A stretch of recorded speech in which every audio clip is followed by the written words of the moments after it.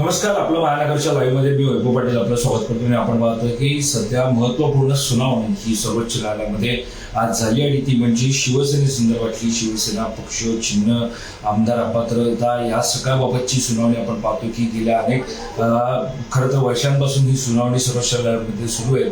मागील 4 वर्षांपूर्वी म्हणजे 2022 मध्ये शिवसेनेमध्ये फूट पडली होती आणि तेव्हापासून ही जी सर्वोच्च न्यायालयातील लढाई आहे जी आपण पाहतोय सातत्यानं आपल्याला पाहायला मिळतोय. 2 शिवसेना राज्यामध्ये अस्तित्वात आहेत. यामध्ये निवडणूक आयोगानं जो निकाल दिला होता या फुटीनंतर तो म्हणजे शिवसेना शिंदे गटाच्या बाजूने दिला होता. म्हणजेच एकनाथ शिंदे यांच्या बाजूने जो निकाल दिला त्याचा पक्ष चिन्ह आणि सोबत शिवसेना जे नाव आहे ते सुद्धा या शिवसेनेला त्यांच्या बाजूने देण्याचा निकाल जो होतो निवडणूक आयोगानं दिला होता. आणि त्यानंतर पाहतो की अनेक घडामोडी या सुनावणीमध्ये किंवा या प्रकरणी आपल्याला होताना पाहायला मिळाला. अनेक सुनावणी असतील, अनेक तारखा असतील ज्या आतापर्यंत या शिवसेना विरुद्ध शिवसेनेच्या सर्वोच्च न्यायालयातील सुनावणीमध्ये आपल्याला पाहायला मिळत होत्या. घटना आपल्याला सातत्यानं पाहायला मिळत होत्या. मात्र आज सुद्धा सुनावणी जी आहे ती दुपारी 2:30 वाजता होती जी पार पडलेली आहे. आणि त्या नेमक्या आजच्या सुनावणीमध्ये काय झालं आणि साधारणतः आतापर्यंत कशा प्रकारे एकंदरीत हे प्रकरण सुरू आहे हे सर्व माहिती आपण या लाईव्हच्या माध्यमातून घेणार आहोत. सुरुवातीला आपण पाहतो की शिवसेनेमध्ये फूट पडल्यानंतर 2 गट निर्माण झाले होते. एकनाथ शिंदे यांनी भाजपसोबत जाऊन सत्ता स्थापन केली होती. म्हणजे सुरुवातीला पाहतोय की ज्यावेळेला शिवसेनेमध्ये फूट पडली त्यानंतर सुरुवातीला सुरतवरून गुवाहाटी मग गोवा आणि मग महाराष्ट्रात आल्यानंतर जे खरं तर देवेंद्र फडणवीस होते त्यांच्यासोबत महायुती म्हणजे एकत्रित सरकार राज्यामध्ये स्थापन केलं. आणि त्यानंतर शिवसेना आणि भाजपची जी काही महायुती आहे ही राज्यामध्ये आपल्याला पाहायला मिळते. त्यापूर्वी जे महाविकास आघाडीचं सरकार होतं ते या सगळ्या प्रकरणी उद्धव ठाकरे यांनी एकंदरीत पाहायला गेलं तर या सगळ्यामध्ये त्यांनी राजीनामा सुद्धा त्यांच्या मुख्यमंत्री पदाचा दिला होता. 2022 या सगळ्या बंडापूर्वीची ही सगळी कहाणी आहे. मात्र आता आपण पाहतोय की ही स्थापना केली त्यानंतर शिवसेना शिंदे गटाकडून शिवसेना पक्ष आणि चिन्हावर दावा केला. शिवसेनेच्या शिंदे गटाकडून दावा करण्यात आला आणि त्यानुसार निवडणूक आयोगानं सुद्धा तशाच प्रकारचा निकाल दिल्यानं या प्रकरणी सर्वोच्च न्यायालयामध्ये शिवसेना ठाकरे गटाकडून धाव करण्यात आली होती. आणि याला आव्हान जे ते करण्यात आलं होतं या संदर्भातल्या याचिका असतील त्या दाखल करण्यात आल्या होत्या. त्यानंतर शिवसेना ठाकरे गटाने 2024 मध्ये सुप्रीम कोर्टात धाव घेत याचिका दाखल केली. ठाकरे सेनेला केंद्रीय निवडणूक आयोगाचा निर्णय पूर्णपणे असंवैधानिक आणि पक्षपाती असल्याचा आरोप सुद्धा त्यावेळेला केला होता. दरम्यान 8 ऑक्टोबर 2022 रोजी निवडणूक आयोगाने शिंदे ठाकरे या दोन्ही गटाला धनुष्यबाण चिन्ह वापरण्यास बंदी घातली होती. त्यानंतर 17 फेब्रुवारी 2023 रोजी निवडणूक आयोगाने धनुष्यबाण हे चिन्ह एकनाथ शिंदे यांना दिलं आणि उद्धव ठाकरे यांना मशाल हे चिन्ह दिलं. गेल्या 4 वर्षांपासून हे प्रकरण प्रलंबित असल्याचं आपल्याला पाहायला मिळत आहे. आणि या सगळ्यामध्ये महत्वाचं ते म्हणजे गेल्या 4 वर्षांपासून जरी हे प्रकरण प्रलंबित असलं तरी महत्वाचं आहे ते म्हणजे गेल्या एकंदरीत ठाकरे सेनेच्या बाजूने ज्येष्ठ वकील कपिल सिब्बल कोर्टात बाजू मांडताना पाहायला मिळतात. ज्या प्रकारे सुनावणी सुरू आहे या म्हणजे आतापर्यंत ज्या काही सुनावणी झाल्या यामध्ये आपण पाहतो की कपिल सिब्बल असतील आसिम स्वरूप असतील यांसारख्या वकिलांकडून असेल ठाकरेंच्या बाजूने जे ती युक्तिवाद जो होतो न्यायालयामध्ये त्यांनी केल्याचं आपल्याला पाहायला मिळालं. आज या प्रकरणावर सुप्रीम कोर्टात महत्वाची सुनावणी जे ती पार पडली आहे आणि एकंदरीत उद्या पुन्हा एकदा या संदर्भातली सुनावणी जी ती पार पडणार आहे. आजच्या दिवशी खरं तर निकाल येणं अपेक्षित होतं. मात्र पुन्हा एकदा सुनावणी जी आहे ती पुढे ढकलली आहे. उद्या दुपारी पुन्हा एकदा 2 वाजता ही सुनावणी होणार आहे. आणि यानंतर ज्या प्रकारे घटना घडल्या त्यानुसार सुनावणीमध्ये काय घडलं ते सुद्धा जाणून घेतो आपण. काही मुद्द्यांच्या माध्यमातून आपण हे सगळं प्रकरण जे आहे ते समजून घेणार आहोत. त्यापूर्वी शिवसेना सुनावणीचा घटनाक्रम कसा होता तो सुद्धा आपण पाहणार आहोत. त्यानुसार आपण पाहतो फेब्रुवारी 2023 मध्ये निवडणूक आयोगाकडून शिंदे सेनेस चिन्ह बहाल करण्यात आलं. त्यानंतर 2023 फेब्रुवारी 2023 रोजी ठाकरे सेनेकडून सुप्रीम कोर्टात याचिका दाखल करण्यात आली होती. त्यानंतर 23 फेब्रुवारी 2023 रोजी सुप्रीम कोर्टाकडून निवडणूक आयोगाच्या निर्णयाला स्थगिती देण्यात आली होती. स्थगिती देण्यास नकार देण्यात आला होता, माफ करा. त्यानंतर 7 मे 2025 रोजी सुप्रीम कोर्टाकडून तातडीच्या सुनावणीत स्पष्ट नकार सुद्धा देण्यात आला होता. आणि 14 जुलै 2025 रोजी गेल्या 3 वर्षांपासून याचिका प्रलंबित असल्याचं पाहायला मिळते. आणि अशा प्रकारे शिवसेनेच्या सुनावणीचा घटनाक्रम हा आपल्याला पाहायला मिळत आहे. यासोबत जर आपण पाहिलं गेलं तर काही प्रमुख मुद्दे ते सुद्धा आपण पाहणार आहोत. ज्यामध्ये आपण पाहतो की आज जे सुनावणी पार पडली याच्यामध्ये जे प्रमुख मुद्दे ते असे की एकनाथ शिंदे यांच्या बंडापूर्वीची पूर्वी शिवसेनेची घटना म्हणजे कॉन्स्टिट्यूशन ही अस्तित्वात होती. फूट पडल्यानंतर एकनाथ शिंदे यांनी ती नाकारली. उद्धव ठाकरे यांच्या नेतृत्वाखाली शिवसेनेच्या घटनेच्या आधारे आमदार आणि मंत्री झालेल्या शिंदे गटाचा तीच घटना नाकारण्याचा अधिकार नव्हता. मात्र 2018 मधील शिवसेनेची घटना निवडणूक आयोगानं अमान्य केली. मात्र आयोगाला तो अधिकार होता का असा सवाल सुद्धा आज ठाकरेंच्या शिवसेनेची बाजू न्यायालयात मांडणारे वकील कपिल सिब्बल यांनी युक्तिवादादरम्यान उपस्थित केला. यासोबतच विधिमंडळ पक्षात पडलेली फूट ही राजकीय पक्षाची फूट मानता येते का? येत नाही. पण निवडणूक आयोगाने आणि विधानसभा अध्यक्षांनी त्या आधारे निर्णय दिला तो अवसंवैधानिक असा सुद्धा युक्तिवाद काढण्यात आला. यासोबत एकनाथ शिंदे यांच्या सोबत सुरुवातीला फक्त काही आमदार होते, त्यावर विधानसभा अध्यक्षांनी निर्णय दिला तो चुकीचा ठरतो. शिवसेनेच्या राष्ट्रीय कार्यकारिणीतील 160हून अधिक पदाधिकारी उद्धव ठाकरे यांच्या सोबत होते. त्यामुळे फूट फक्त विधिमंडळ पक्षात होती, राजकीय पक्षात कोणती फूट नव्हती. यासोबतच आपण बघतोय सादिक अली प्रकरण, केरळमधील एका निकालाचा दाखला देत राजकीय पक्ष आणि विधिमंडळ पक्ष वेगळे असल्याचा युक्तिवाद कपिल सिब्बल यांनी केला. विविध सगळे मुद्दे घेऊन आणि संपूर्ण या प्रकरणी एकंदरीत ठाकरेंच्या शिवसेनेच्या बाजूने जे युक्तिवाद करत होते कपिल सिब्बल, हेच ते सगळे प्रश्नचिन्ह उपस्थित करताना आपल्याला पाहायला मिळत आहे. यासोबतच आपण पाहतोय की एकनाथ शिंदे यांना शिवसेनेच्या घटनेत बदल करण्याचा अधिकार नव्हता. 17 फेब्रुवारी 2023 पासून विधिमंडळ पक्षाला राजकीय पक्ष मानण्याचा निवडणूक आयोगाचा दृष्टिकोन घटनाबाह्य असल्याचा सुद्धा दावा त्यांनी केला. यासोबतच निवडणूक आयोगानं त्यांच्या अधिकार क्षेत्राचा म्हणजे चुकीचा वापर केल्याचा आपल्याला पाहायला मिळते. यासोबतच 21 जून रोजी पक्षात फूट पडल्याचा कोणताही प्रथमदर्शनी पुरावा नव्हता असं सुद्धा कपिल सिब्बल हे एकंदरीत युक्तिवाद करताना पाहायला मिळते. दरम्यान पुरावा एकंदरीत पाहिलं की प्रथमदर्शनी पुरावा नव्हता. अपात्रतेचा निर्णय होण्यापूर्वी पक्ष चिन्ह काढून घेणं आणि शिंदे गटाला देणं हा निवडणूक आयोगाचा निर्णय ही चुकीचा होता असं सुद्धा त्यांनी म्हटलंय. यासोबतच आपण पाहतो की घटनापीठानं अपात्रतेचा निकाल येईपर्यंत निवडणूक आयोगानं थांबावे अशी विनंती आम्ही केली होती. निवडणूक आयोग आणि विधानसभा अध्यक्ष यांच्या चुकीच्या निर्णयामुळे पुढील सर्व घडामोडी घडल्या. सत्ता ही चुंबकासारखी असते, त्यामुळं त्यांच्याकडे सर्वजण आकर्षित होतात. सत्तेचा वापर करून शिंदे गटाने आमदार आणि खासदारांची संख्या वाढवली, त्यामुळे मिळालेलं बहुमत हे नैसर्गिक नव्हतं. एकनाथ शिंदे मुख्यमंत्री झाल्यानंतर अधिक आमदार आणि नंतर खासदार त्यांच्या गटात गेले. शिंदे गटाने स्वतंत्र ठराव मंजूर करून स्वतःचा पक्ष नियुक्त केला म्हणजे व्हीप नियुक्त केला. ही देखील अपात्रतेची महत्वाची बाब आहे. या घटना अपात्रतेच्या याचिकेनंतर घडल्या असल्या तरी त्यानं कायदेशीर परिणाम बदल होत असे असं सुद्धा कपिल सिब्बल यांनी स्पष्ट केलं.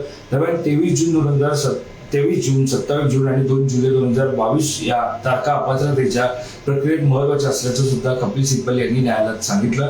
दरम्यान त्यावेळेच्या आमदारांचा कार्यकाळ संपला असला तरी त्यावेळेच्या निर्णयांचा परिणाम पक्षचिन्ह आणि पुढील सर्व घटनांवर झाला असल्यानं अपात्रतेचा मुद्दा आजही निर्णायक आहे असं सुद्धा त्यांनी म्हटलं.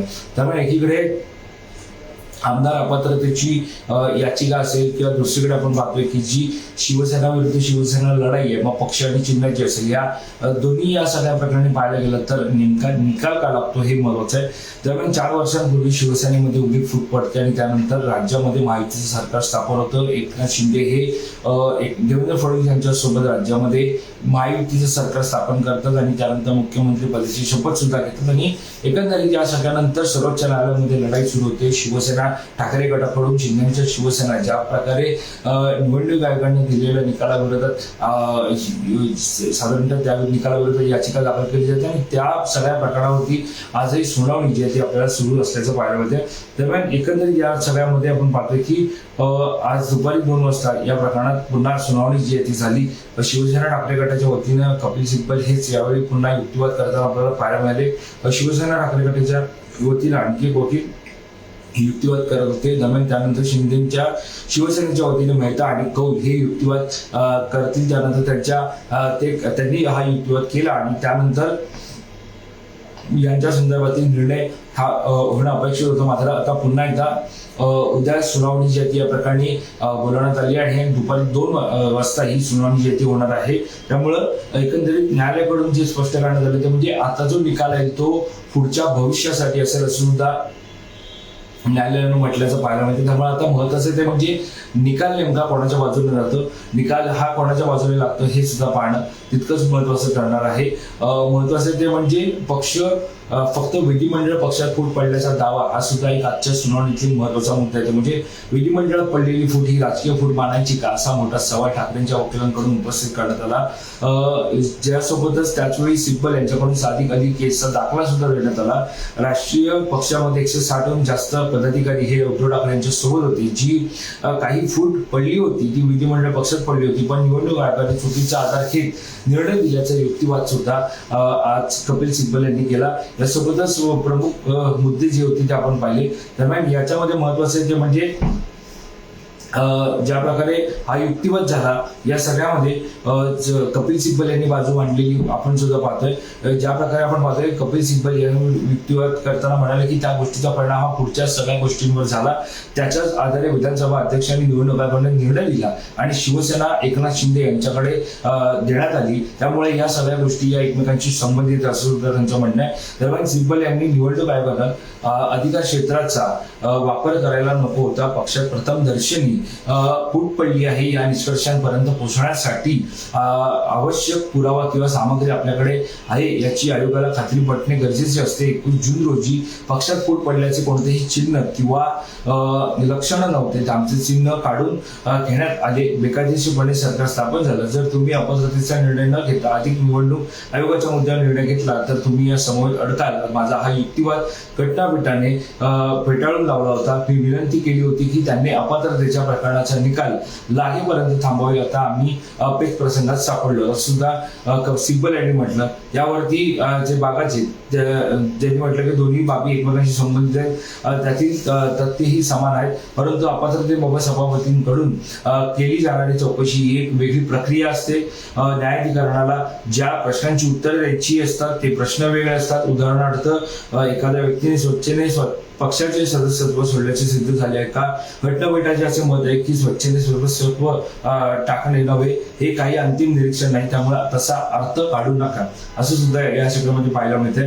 दरम्यान व्हीप असेल किंवा आतापर्यंत ज्या काही घटना सुनावणीमध्ये होताना पाहायला मिळतात प्रत्येक मुद्द्यांवरती युक्तिवाद जो होतो आपल्याला पाहायला मिळाला. आणि या युक्तिवादानंतर एकंदरीत पाहतोय की आता पुढची सुनावणी ही उद्या दुपारी 2 वाजता होणार आहे. आता या सुनावणीमध्ये नेमकं काय घडतं, उद्या एकंदरीत या सुनावणीचा निकाल समोर येणार का आणि शिवसेना ही नेमकी कोणाच्या बाजूने असणार हे सुद्धा पाहणं तितकंच महत्वाचं ठरणार आहे. या सगळ्यामध्ये महत्वाचं जे म्हणजे इकडे युक्तिवाद जरी असला तरी, न्यायालयीन बाबी असल्या किंवा निवडणूक आयोगाचे निकाल जरी असले तरी या सगळ्यामध्ये महत्वाचं जे म्हणजे युक्तिवाद. ज्या प्रकारे कपिल सिब्बल हे ठाकरेंच्या शिवसेनेकडून करत आहेत किंवा शिंदेच्या शिवसेनेकडून जे वकील युक्तिवाद करतात याच्यामध्ये ज्या प्रकारे आरोप प्रत्यारोप असतील हे सुद्धा पाहायला मिळतात. घटना असेल म्हणजे शिवसेनेची घटना असेल जी या फुटीपूर्वीच होती, मात्र ती नाकारली शिंदेच्या शिवसेनेकडून असं सुद्धा जो काही दावा केला जातोय. त्यामुळे आता या सगळ्यामध्ये महत्वाचं जे म्हणजे उद्या सुनावणीमध्ये नेमकं काय घडतं हे आपल्याला पाहणं महत्वाचं ठरणार आहे. आता साधारणतः पाहतो की दुपारी 2 वाजता जी सुनावणी सुरू होती ती संपलेली आहे. आज कोर्टामध्ये जर आपण पाहिलं तर 26 जुलै एकंदरीत पाहतो की 2022 रोजी बैठक झाल्याचा संदर्भ सिब्बल यांनी न्यायालयात दिला. त्यानंतर त्या बैठकीचं अध्यक्षस्थान हे शिंदे भूषवल्याचा दावा करत बैठकीला शिवसेनेचे 2 नेते उपस्थित असल्याचं बैठकीच्या इतिवृत्तात नमूद असल्याचं सिब्बल यांनी सांगितलंय. 2018 मध्ये शिवसेनेची घटना ही त्यांनी स्वतःच बदलल्याचा दावा सिब्बल यांनी केला. पक्षाची 2018ची घटना अस्तित्वात नाही हा विरोध पक्षाचा युक्तिवाद असल्याचं सिब्बल यांनी म्हटलं. दरम्यान 1999ची घटना पक्ष घटना ही मूळ घटना नसून त्यातील दुरुस्ती झाल्याचा दावा ऑगस्ट ते ऑक्टोबर 2022 दरम्यान निवडणूक आयोगासमोर दोन्ही घटनांनी पक्षांच्या संघटनात्मक पाठिंबावर प्रतिज्ञापत्र दाखल केली होती. राष्ट्रीय कार्यकारिणीत उद्धव ठाकरे गटाकडे 160 सदस्यांचा पाठिंबा होता तर शिंदे गटाकडे एकही सदस्य नव्हता असा दावा सिब्बल यांनी केला. दरम्यान त्यामुळे 2018ची पक्ष घटना बाजूला सारण्यास सोयीचं ठरेल असा आरोप सुद्धा त्यांनी केलाय. दरम्यान दोन्ही गट 2018च्या पक्ष घटनेवरच दावा करत असताना निवडणूक आयोगाने ती कशाच्या आधारावर नाकारली असा सुद्धा सवाल त्यांनी उपस्थित केलाय. दरम्यान अनेक सवाल आहेत जे सिब्बल यांनी उपस्थित केले. यासोबतच 17 फेब्रुवारी 2023 रोजी निवडणूक आयोगाने पक्षाचे नाव आणि धनुष्यबाण चिन्ह एकनाथ शिंदे गटाला दिल्याचा उल्लेख आजच्या युक्तिवादात कपिल सिब्बल यांच्याकडून काढण्यात आला. विधिमंडळ पक्षाच्या गटाला संपूर्ण राजकीय पक्ष मांडण्यात आले असा आक्षेप सुद्धा सिब्बल यांनी घेतला. दरम्यान चुकीचा प्रश्न विचारल्यामुळे चुकीचे उत्तर मिळाले असं म्हणत आयोगाच्या निर्णय प्रक्रियेवर टीका सुद्धा यावेळी करण्यात आली. दरम्यान विधिमंडळ पक्षातील फूट म्हणजे राजकीय पक्षातील फूट का, हा चुकीचा प्रश्न विचारला गेला असा दावा या संदर्भात केरळ काँग्रेसनं प्रकरणाचा दाखल देत सर्वोच्च न्यायालयाने त्या निर्णयाचा विचार करावा अशी मागणी सुद्धा करण्यात आली. दरम्यान एकंदरीत आपण पाहतोय की कशा प्रकारे आजच्या सगळ्यामध्ये यामध्ये न्यायमूर्ती जयमाला बागजी यांनी सुभाष देसाई निकालाच्या संदर्भात याबद्दल आर्थिक स्पष्टता हवी असल्याचं त्यांनी सांगितलं. माजी सरन्यायाधीश DY चंद्रचूड यांनी सुभाष देसाई निकाला स्वच्छतेने पक्षाचे सदस्यत्व सोडणे म्हणजे पक्षाचे संबंध आपोआप संपुष्टात येणे नव्हे असं म्हटल्याचा उल्लेख न्यायालयाने केला. त्यानंतर प्रश्न उपस्थित करत न्यायमूर्ती बागची म्हणाले, जर तसे असेल तर विधानसभा अध्यक्षांनी नेमके कोणत्या बाबींचा विचार करून निर्णय घ्यायचा, हे सुद्धा सवाल त्यांनी आजच्या या सुनावणीमध्ये उपस्थित केल्याचं पाहायला मिळतंय. दरम्यान आता एकंदरीत या सगळ्यामध्ये आपण पाहतोय की आजची सुनावणी जी ती झालेली आहे. आता उद्या दुपारी 2 वाजता एकंदरीत सुनावणी होणार आहे. या सगळ्यामध्ये महत्त्वाचे ते म्हणजे आता शिवसेना पक्ष चिन्ह साधारणतः 2022 पासून जी काही लढाई सर्वोच्च न्यायालयामध्ये आपल्याला सुरू असल्याचं पाहायला मिळतंय. न्यायालयीन लढाई जी आहे यामध्ये आता निकाल नेमका कोणाच्या कोर्टात जातो हे पाहणं तितकंच महत्त्वाचं ठरणार आहे. तुर्तास इथेच थांबूया. या संदर्भातली माहिती जाणून घेण्यासाठी तुम्ही आपला महानगर लाईव्हला सबस्क्राईब करायला विसरू नका. धन्यवाद.